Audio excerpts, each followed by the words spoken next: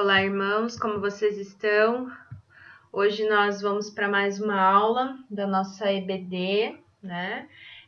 E o título da nossa aula hoje é Oração de Intercessão, então o tema é norteador, né? Tudo que vai nos ajudar a refletir hoje sobre a palavra do Senhor em relação à oração e, sobretudo, a oração de intercessão, né? Ou seja, quando nós oramos pelo outro, quando nós clamamos a Deus por alguém. Então, vamos iniciar com a nossa oração. Senhor nosso Deus, ministre os nossos corações nessa hora, Pai querido, que o Teu Espírito Santo possa tocar as nossas vidas, tocar o nosso entendimento, que o Senhor transforme, Deus, as noções, que o Senhor transforme, Senhor, aquilo que ainda não é parecido com o Teu pensamento, Deus, em relação à intercessão, em relação ao clamor na Tua presença. E que possamos, como povo de Deus, orar uns pelos outros e interceder, Senhor, pelas pessoas que estão ao nosso redor, muitas vezes por aquelas que nem conhecemos, Pai. Mas que seja o Senhor a edificar a Tua igreja e que seja o Senhor a nos ajudar, Deus amado, a orar conforme a Tua direção, em nome de Jesus. Amém. Então, irmãos, a oração de intercessão, né? Quando nós olhamos para esse tema, né? Vamos dizer assim, quando nós olhamos para esse estudo, nós temos que compreender que a base é nós orarmos uns pelos outros, né? E aí nós temos os objetivos sempre, né? Nós temos 3 objetivos que envolvem saber, né? Eu sempre friso que o saber está no campo das ideias, né? E temos um objetivo que é fazer. Então, o fazer, ele é executar, ele exige de nós uma ação prática, tá? Então, compreender, né, que orar é uma relação, é ter uma relação dialógica com Deus, é compreender que nessa experiência de oração, Deus é justo e é misericordioso também. É compreender que nem sempre Deus ele responde da maneira que nós queremos, né? E o fazer é desenvolver uma oração intercessória. Então, que nós possamos, a partir desse estudo, orar, né, de forma que a gente interceda uns pelos outros, tá? Quando nós oramos, o modelo, né, nosso hoje dessa aula, ele tá lá na vida de Abraão, e o textuário é Gênesis 18:32, quando nós temos reportado ali na Bíblia, né, que Abraão continuou: não se ire o Senhor, pois falarei só mais essa vez. E se achares ali 10, o Senhor concordou: não a destruirei por causa dos 10. Então esse é o momento que Abraão ele intercede por Sodoma e Gomorra, provavelmente motivado pelo amor que ele tinha, né, pelo seu sobrinho, que havia se separado dele e tomado a direção, né, daquelas cidades. E Abraão ele começa a falar com Deus, né, de uma maneira assim até negociando com o Senhor. Mas se lá tiver tantas pessoas, né? E o Senhor ele vai demonstrando para ele que Deus ele se arrependeria, que Deus ele não destruiria as pessoas, né, naquele lugar. Então Abraão na verdade está intercedendo pela cidade, né? Mas quando ele fala das pessoas e o Senhor vai respondendo a ele, nós veremos no final da história, né? Que Deus poupa Ló, Deus poupa as suas filhas, né? Mas a cidade, ela sofre a consequência do seu pecado. Então, nós vemos que Deus, ele olha para a pessoa, nós vemos que Deus, ele atenta para quem está intercedendo, para quem está orando, mas nós também vemos que Deus é justo e que as consequências das nossas escolhas, assim como das escolhas ali, né, do povo de Sodoma e Gomorra, elas sempre virão, tá? Independente das circunstâncias, mas nós temos que entender que nós fazemos escolhas e, consequentemente, nós colhemos os frutos das escolhas que nós mesmos fazemos, tá? Quando a gente pensa nisso, e a gente avança um pouco nesse estudo, né? E é importante que os irmãos façam as devidas leituras e façam a reflexão diante do Senhor. E nós olhamos ali para esse trecho da história de Abraão, que está em Gênesis 18, do 23 ao 32, ele é conhecido como um clássico de oração intercessória, né? Por que isso? Porque Abraão, ele entende, né, aquilo que Deus vai fazer naquelas cidades, que seria a destruição das duas cidades. E Abraão, ele inicia esse processo de negociação com Deus, que é o que ficou conhecido como clássico mesmo de oração intercessória. Quando Abraão ele faz isso, ele está negociando por quê? Por que ele negocia? Porque existem pessoas vinculadas a ele naquele lugar, né? E aí nós precisamos entender que esse vínculo que Abraão tinha com as pessoas naquele lugar faz com que ele desenvolva essa oração intercessória, que é uma oração corajosa. E quando a gente pensa nessa oração corajosa, a gente tem que pensar que nós também podemos, né, orientar a nossa vida de oração baseado na vida de Abraão e na maneira como Abraão orou diante do Senhor por conta das pessoas que viviam naquele lugar, tá? Então vamos pensar um pouquinho o que a gente pode aprender, né? A gente sempre tem que olhar para a palavra do Senhor e se perguntar assim, o que eu aprendo com essa pessoa que já viveu e que ficou com a vida e com essa situação registrada aqui, né? A primeira coisa a orar é travar uma relação dialógica com Deus, né? Eu estou me relacionando com o Senhor e eu estou apresentando ao Senhor algumas circunstâncias e também algumas pessoas, tá? E aí, quando nós olhamos para Abraão, né, e para esse relacionamento entre Deus e Abraão, nós percebemos ali alguns diferenciais. Primeira coisa, é Deus quem abre espaço ali para Abraão, né? E o segundo ponto é que Deus não reclamou e Deus também não repreendeu Abraão, né? Deus ele estava aberto ao diálogo com o servo, né, ou com a pessoa de Abraão. Então, nós entendemos aqui o que a gente pode aprender. Nós entendemos que Deus, ele é um ser relacional, ele quer um relacionamento conosco. E cada vez que nós oramos, nós também nos dispomos a estar com Deus, né?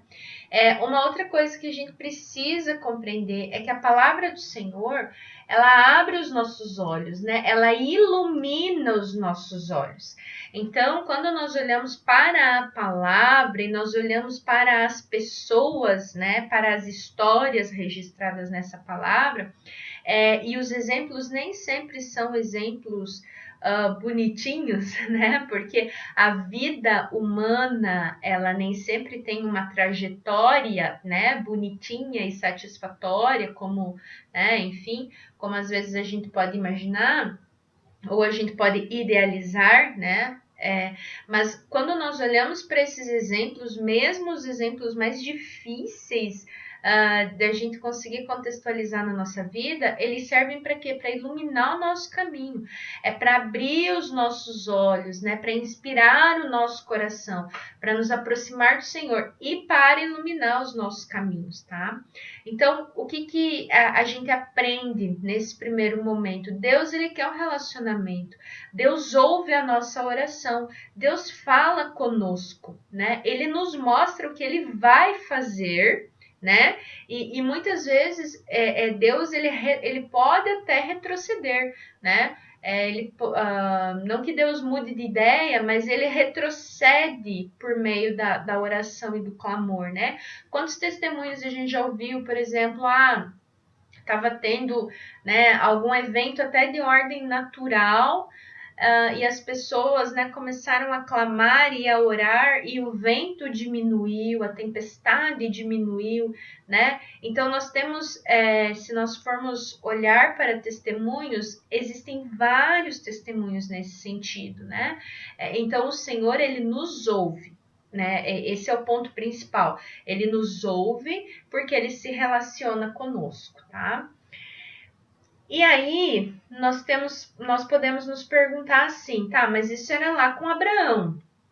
E agora, né? Hoje em dia, 2020, como, né, dia 30 de agosto, como que Deus fala conosco nos dias de hoje? Então, como que o Senhor, ele utiliza, qual meio ou quais meios o Senhor utiliza para falar com a gente hoje em dia, né? Então, a primeira coisa que nós temos que compreender é que Deus fala conosco por meio da Escritura.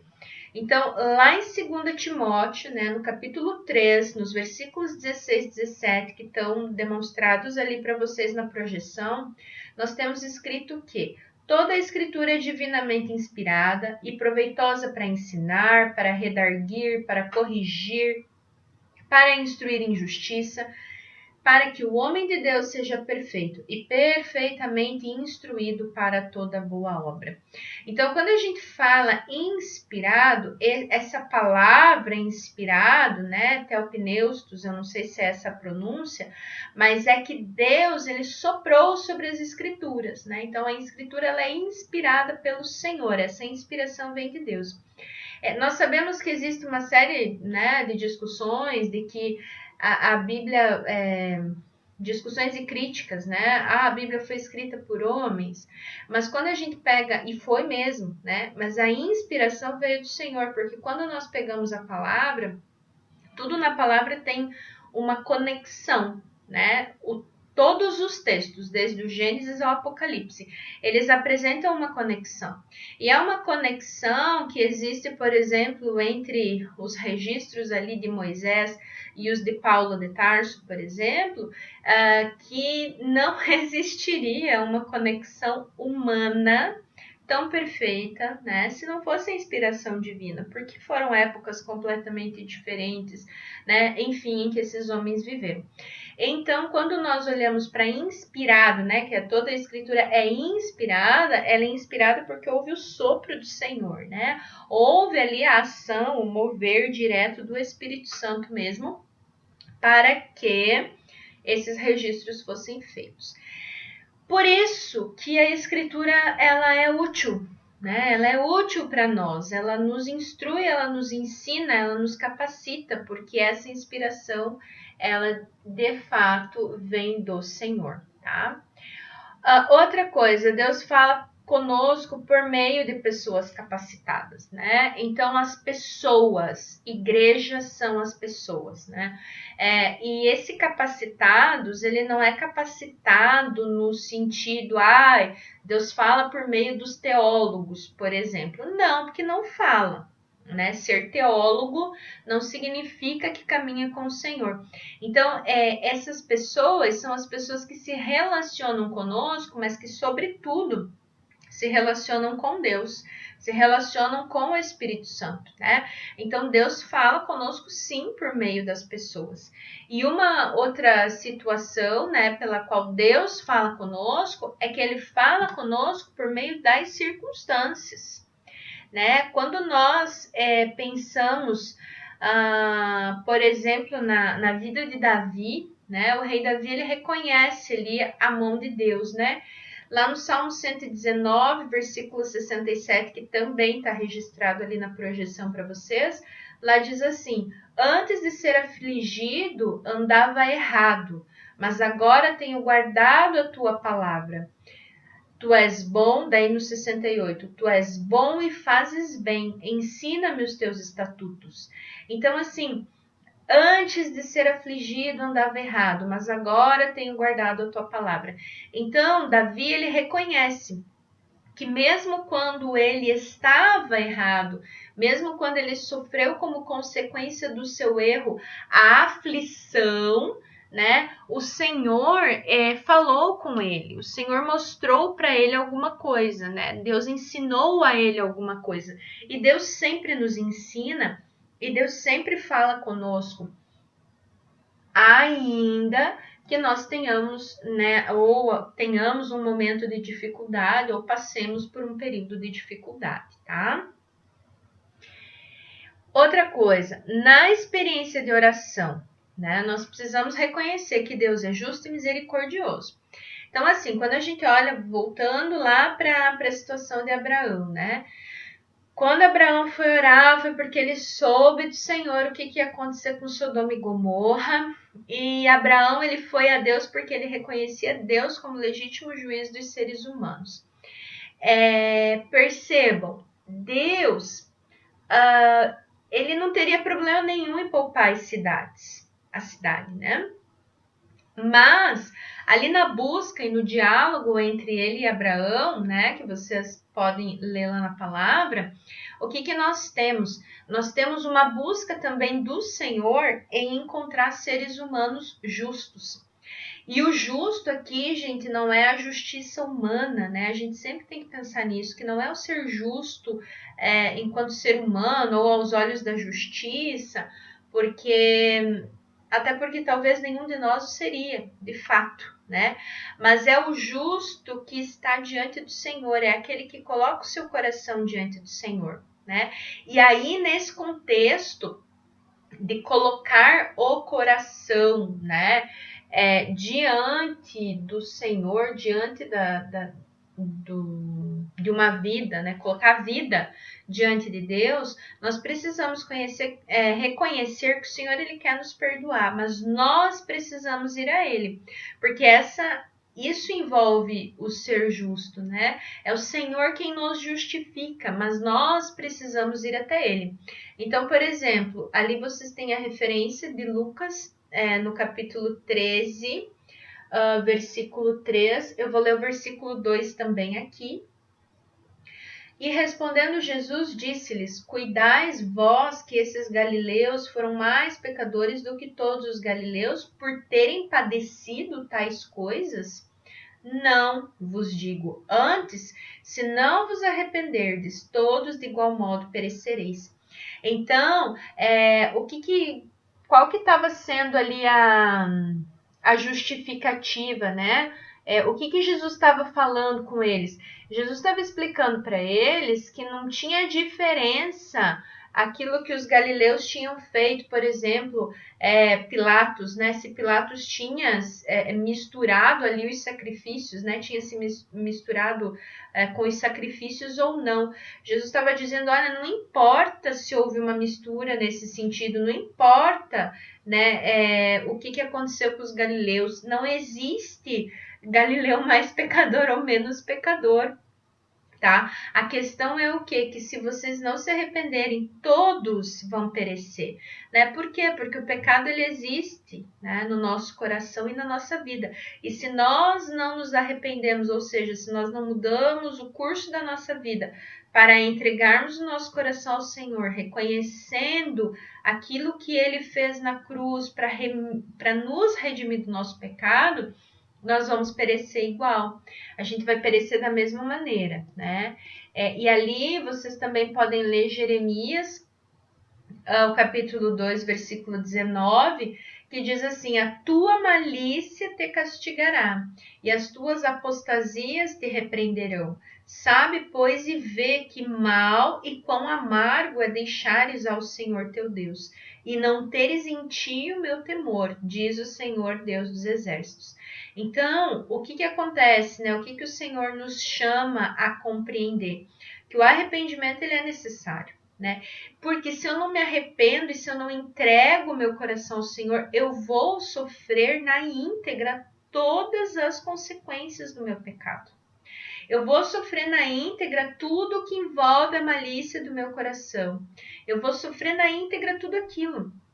Mas para Deus ele conseguir, né, nos livrar disso, nós precisamos nos arrepender, tá? É necessário o arrependimento e é um arrependimento sincero. É um arrependimento que envolve nós nos quebrantarmos na presença do Senhor, tá? E ser salvo não é só eu escapar do castigo, mas é eu ser liberto do mal. Então, assim, Deus muitas vezes ele ameniza quando nós nos arrependemos, e eu creio que na maioria das vezes ele ameniza a consequência, né, do nosso pecado, porque ele é misericordioso. mas nós temos que entender que ele também é justo. Então, aquilo que nós semeamos, né? É como Jesus disse, aquilo que o homem semear, ele colherá. Então, nós temos uma colheita que nós, né, já preparamos. A questão é que quando nós entregamos ao Senhor, ele usa de misericórdia, ele ameniza. Eu creio que ele ameniza, né? E aí, nós também temos que entender que se nós somos salvos, a gente não é salvo para escapar de um castigo, não. Porque Deus, ele não está lá apontando o dedo para nós nos castigando. Percebam, Deus, ele está lá, ele nos recebe, né? Ele exerce sobre nós a misericórdia, mas ele é justo. Aquilo que nós plantamos, nós colheremos. Assim como Jesus também disse, né? Nasce o sol sobre justos e injustos. Então, Deus, ele é justo, tá? Mas nós nos arrependemos para sermos libertos do mal. O mal aqui é toda essa ideia mesmo de maldade, a nossa prática de maldade, né? Quando nós estamos em pecado. Um outro ponto importante é que Deus nem sempre responde às nossas orações como a gente quer, né? A gente tem uma mania de achar, eu já digo que é mania, né?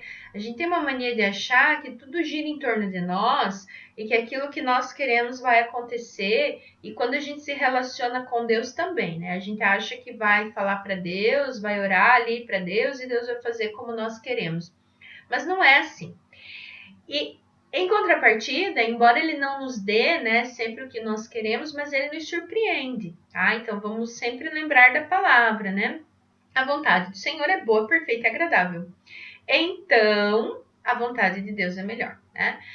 As cidades ali, elas acabaram tendo o destino que elas semearam. Então, aquilo que elas plantaram, elas colheram. Não as cidades físicas, né? Claro que não, no sentido físico, mas no sentido das pessoas que viviam ali e das práticas que essas pessoas tinham naquelas cidades. É provável que todos vocês já tenham tido uma experiência de oração, assim, de orar por alguém, né? Ou clamando, na expectativa de que aquela pessoa se arrependesse, na expectativa de que aquela pessoa abandonasse os maus caminhos, mas também não houve resultado. Ou talvez vocês tiveram uma experiência, né, de orar por uma cura, tenha sido para vocês mesmos ou por alguém, e o Senhor não curou. Tá? Então, são coisas, são circunstâncias, são momentos em que a nossa oração ela não é atendida. Mas nós temos que entender que é Deus agindo, né? É Deus cumprindo a sua vontade, que é boa, perfeita e agradável. No caso ali de Sodoma e Gomorra, né, em específico, o que nós temos, né, lá no versículo 28 do capítulo 19 de Gênesis? E olhou para Sodoma e Gomorra e para toda a terra da campina, e viu que a fumaça da terra subia como a de uma fornalha. Então pensa, Abraão ele tinha orado, daí ele levantou de madrugadinha, ele foi lá onde ele tinha visto a face do Senhor, e daí ele olhou lá para aquela terra da campina e viu a fumaça. Naquele momento ele percebeu que Deus não fez o que ele queria, né? Porque Deus não poupou a cidade. Deus havia literalmente batido o martelo como um juiz. Ele tinha definido o destino daquela cidade, né? E no versículo 29, o que acontece? O que está descrito, né? E aconteceu que, destruindo Deus as cidades da campina, lembrou-se Deus de Abraão e tirou a Ló do meio da destruição, derrubando aquelas cidades em que Ló habitara. Abraão ele não sabia que Deus ele não tinha esquecido da oração dele, porque livrou Ló, livrou a família de Ló, né? Livrou as filhas de Ló junto com ele. Mas Abraão ele sentiu a angústia de não ter tido a sua oração atendida. E muitas vezes nós também vivenciamos essa angústia. Mas isso não significa que Deus se esqueceu de nós, né? E quando a gente pensa também em oração, né? Quando nós pensamos na oração de Abraão, na intercessão de Abraão, nós temos que lembrar do efeito que ela teve. O efeito que ela teve foi Deus ter livrado Ló e as filhas dele da destruição daquelas cidades, né? Do fogo que caiu sobre aquela cidade. Por isso, quando a gente tem alguma circunstância na nossa vida, nós não devemos parar de orar, nós não devemos parar de clamar, né? Deus, ele nos surpreende no final. Pode ser que não seja da maneira como nós esperamos, né? Porque a gente também tem uma mania de gerar expectativas. Mas o Senhor, ele está no controle de todas as coisas, sobretudo na vida daqueles que temem a Ele. Então, se Ele nos inspira a orar por alguém ou por alguma circunstância, é porque algo Ele fará. Deus sempre nos surpreende no final, né? O amor, ele precisa ser o fundamento da intercessão. Se a gente não ama, a gente não intercede. Se a gente não ama a igreja do Senhor, a gente não intercede pela igreja do Senhor. Se a gente não ama a nossa família, a gente não intercede pela nossa família. Então, nós precisamos pedir que o Senhor ministre o nosso coração com amor, com essa devoção, né? Para que nós possamos interceder, clamar, mudar circunstâncias, mudar muitas vezes aquilo que está proposto a nós por meio da oração. Às vezes a gente quer fazer na nossa força, no nosso intelecto, na nossa arguição, né? Mas não é assim. É na oração, é diante de Deus. E Deus move, né, as circunstâncias. Deus quebranta os corações. E Deus se revela para quem está orando e para quem é o motivo de oração, né? Então nós não devemos parar de orar, porque Deus sempre nos surpreende. Se nós pedirmos exemplos, né, de intercessões que foram feitas no meio da nossa igreja, por exemplo, por pessoas, nós temos uma série de testemunhos maravilhosos daquilo que Deus fez, né? Porque é Deus quem faz e não é o ser humano.